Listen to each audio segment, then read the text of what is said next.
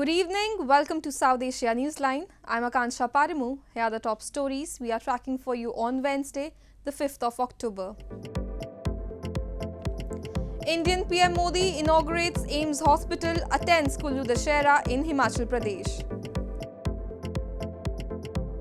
Pakistan out of money for flood recovery, says Climate Minister as UN boost aid request. And Hindus in India celebrate Durga Puja and Dussehra festival with fervour. And now for all the details. Indian Prime Minister Narendra Modi on Wednesday inaugurated the All India Institute of Medical Sciences in Bilaspur in Himachal Pradesh state and launched several developmental projects. He said the premier hospital will not only increase access to affordable healthcare in the hill state, but is also eco-friendly and will be known as Green AIIMS. Later in the day, he also took part in the famous Dussehra celebrations in Kullu district. Indian Prime Minister Narendra Modi on Wednesday inaugurated the All India Institute of Medical Sciences AIIMS in Bilaspur district of northern Himachal Pradesh state. PM Modi affirmed that the hospital will run in an environment-friendly manner and will also be known as Green Hospital. He announced that Himachal is one of the 3 states chosen for establishing bulk drugs park that will ensure the access to affordable medicines in India.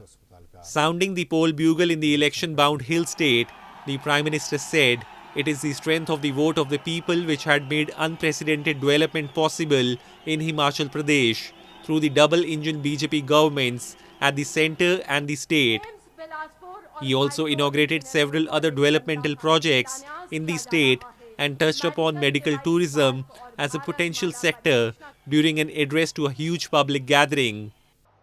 जब देश और दुनिया के लोग हिंदुस्तान में medical treatment के लिए आना चाहेंगे तो यहाँ का प्राकृतिक सौंदर्य इतना बढ़िया है कि वे यहाँ आएंगे. एक प्रकार के उनके लिए आरोग्य का लाभ भी होगा और पर्यटन का भी लाभ होने वाला है. Later in the day, the Prime Minister attended the famous international Kullu Dussehra event in Himachal Pradesh and witnessed the unique chariot processions of more than 300 deities. He became the first Prime Minister to attend the historical event. The highlight of the week-long festival is cultural and dance programs held every day, and thousands of tourists flock the hill town to witness the centuries-old celebrations. Security forces on Wednesday neutralized 4 terrorists affiliated to Pakistan-based terror outfits in 2 separate encounters in Shopian in India's Jammu and Kashmir. This came amid stepped-up security in the wake of Interior Minister Amit Shah's visit to the Union Territory.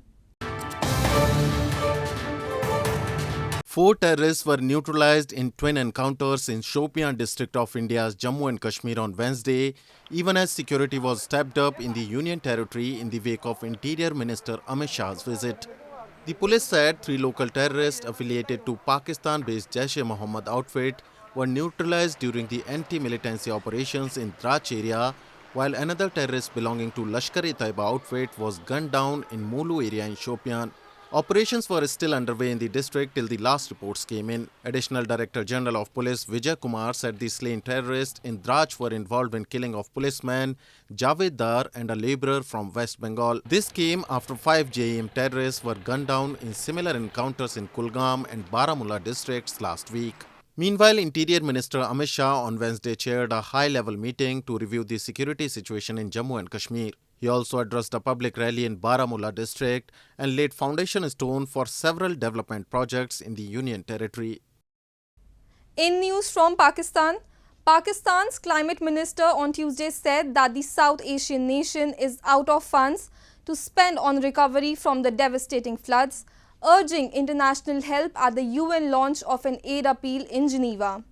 She said the country has no space to give economy a stimulus package which would create jobs and provide people with the sustainable incomes.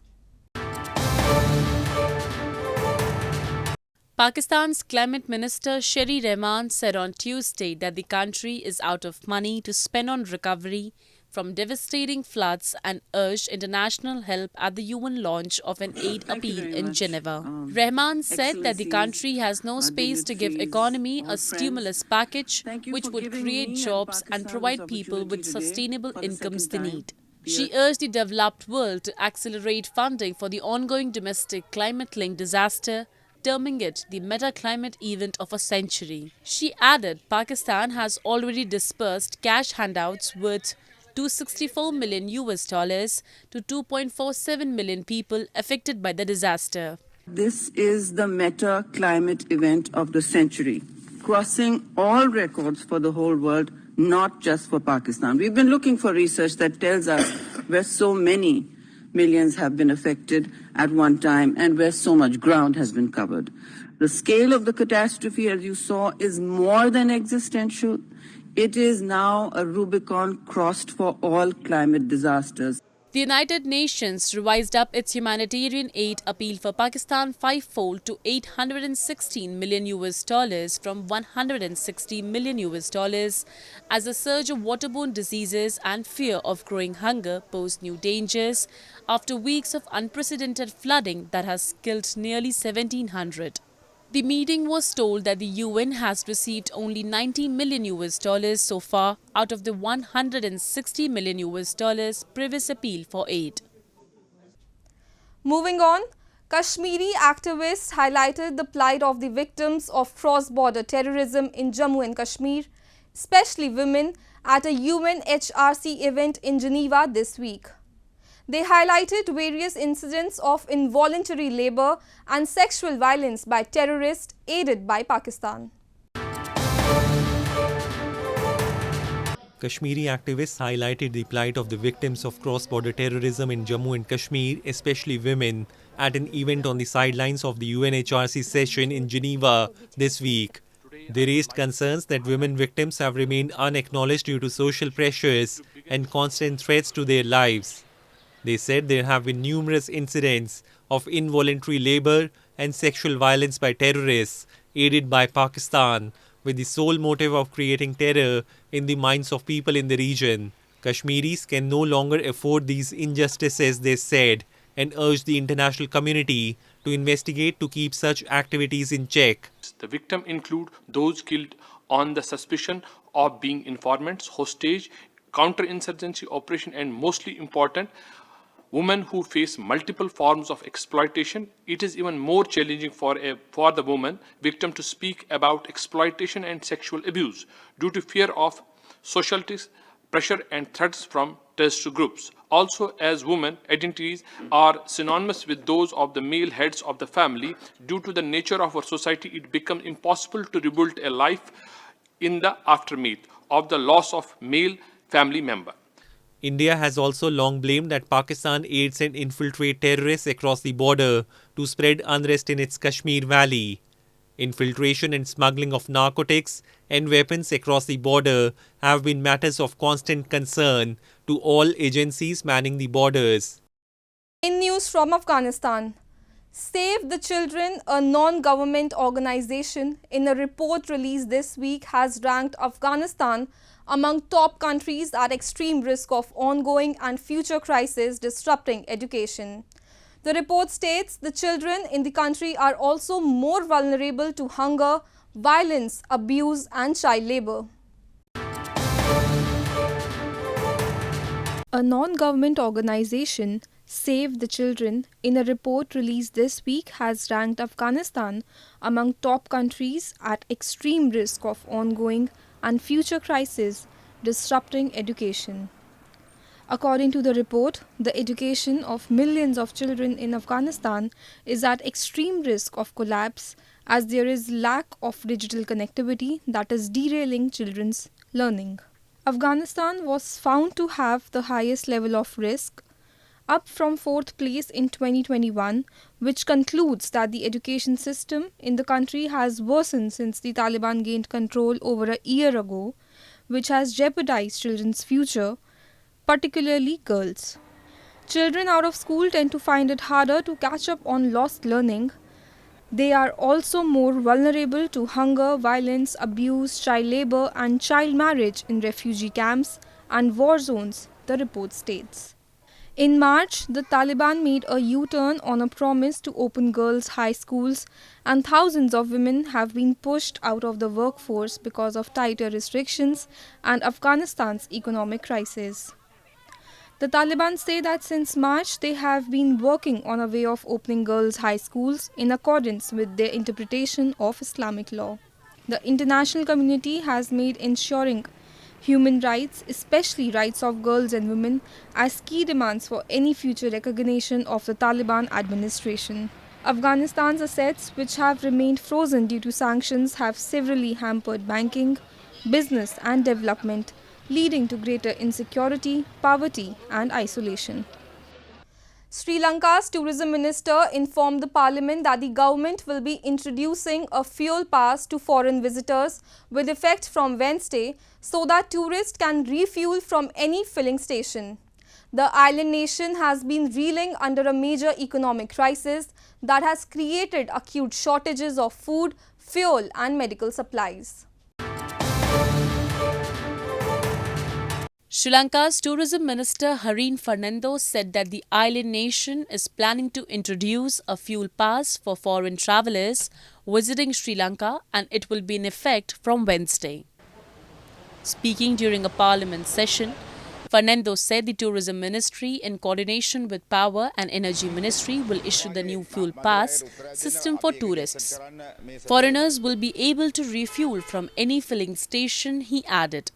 Dwindling foreign exchange reserves to fund imports have intensified Sri Lanka's crisis, causing acute shortages of food, fuel and medical supplies and the further blowout in the cost of living. The government had introduced the National Fuel Pass QR code system in August to disperse fuel supplies to the public. The country's economy shrank 8.4% in the quarter through June from a year ago in one of the steepest declines seen in a 3-month period amid fertilizer and fuel shortages. The island nation entered into a staff-level agreement with the International Monetary Fund last month for a $2.9 billion bailout, but has to figure out how to restructure its heavy debt load before funds can be dispersed. Women across India participated in Sindur, Khela or Vermillion ceremony to mark the conclusion of the Hindu festival of Durga Puja. It is believed that the ceremony is an expression to bid farewell to goddess Durga, who is worshipped during this time at homes and special congregations. Hindu women in India's West Bengal state celebrated Sindur, Khela or Vermillion ceremony to mark the conclusion of Durga Puja festival dedicated to goddess Durga. Dressed up in ethnic red and white Bengali saris, women offered vermilion at the feet of the idols of the goddess and then smeared each other with vermilion, wishing long life for their husbands and peace and prosperity in the society. It is believed that the ceremony is an expression to bid farewell to goddess Durga, who is worshipped during this time at homes and at special congregations. 4 दिन तो बहुत enjoy किए, आज दुख का दिन है, आज माँ जा रही है, जितना भी सिंदूर खेल ले फिर अगले साल के लिए वेट करना पड़ेगा, जो माँ फिर आएगी फिर वो एंजॉय होगा, मगर ये बहुत दुख लग रहा है जो माँ चली जा रही है. The annual 4-day-long festivities of Durga Puja mark the victory of goddess of power Durga over the evil buffalo demon king Mahishasur. The festivities conclude with immersion of her idols in water bodies as devotees bid farewell to the warrior goddess. We have been playing this for generations now. My grandmother, my great-grandmother have been playing this for the happiness and prosperity of the family, of our husbands, of our, everyone in the family. This is all for them that we are playing. Durga represents power, the feminine force which guides and destroys all the evil from the earth.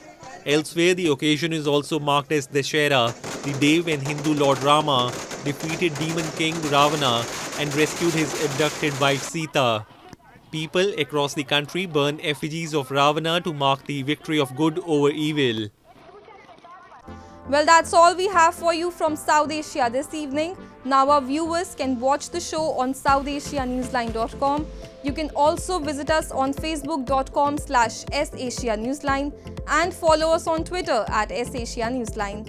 That's all in tonight's edition. We will see you same time tomorrow. Good night.